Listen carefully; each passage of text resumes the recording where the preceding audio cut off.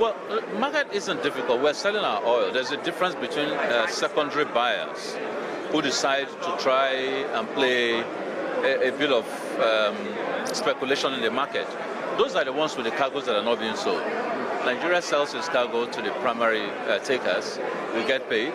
Now, what the primary takers do with the oil in terms of whether they send it to refineries for processing or they decide to speculate, or because of the new price fundamentals that are happening every day, is a different ballgame altogether.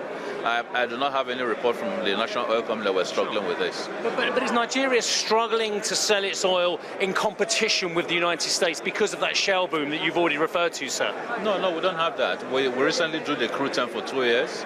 Over 70 companies, over 200 and something companies participated, over 70 companies were selected, 10 contracts were signed, so there's a deal to float out Nigeria market. And I continue to receive requests from governments still wanting to buy Nigeria. We have the advantage that a lot of our products are sweet crude.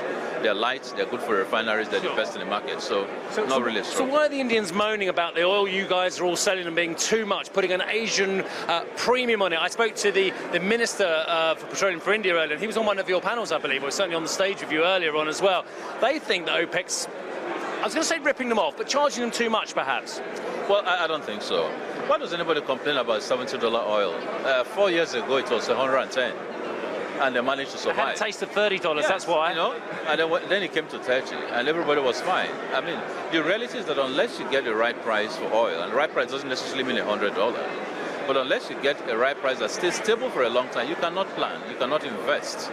It's a very capital-intensive operation, and we've seen what has happened, how the market is getting decimated over the short period of time. I've got time for one or two more questions. I do want to talk about Nigeria. Big elections, February the 16th next year as well. Of course, the president is going for re-election, we understand as well. How important is a continuation of the current government, of Mr. Buhari as well, to continuity, to stability, to the ability to diversify the country away from just its natural resources? Continuity, from the way I see it, is not even an individual issue. It is a national issue. It enables us time to be able to develop policies that last for a while. It enables us to be able to plan and forecast over a longer period of time, 4 versus 8 years. And for developing countries like Nigeria, that is very, very critical. One of the difficulties we have is this ups and downs, in policies that just never create stability for investors.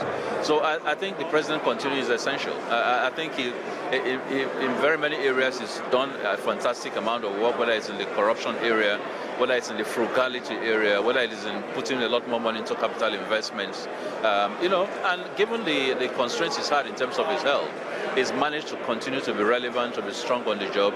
I think continuity is good both for him and for the country. Hey everybody, it's Hadley Gamble from our new CNBC Middle East Bureau in Abu Dhabi. Thanks for stopping by. Now to watch more, you can try one of the videos that just popped up on your screen. And don't forget to subscribe.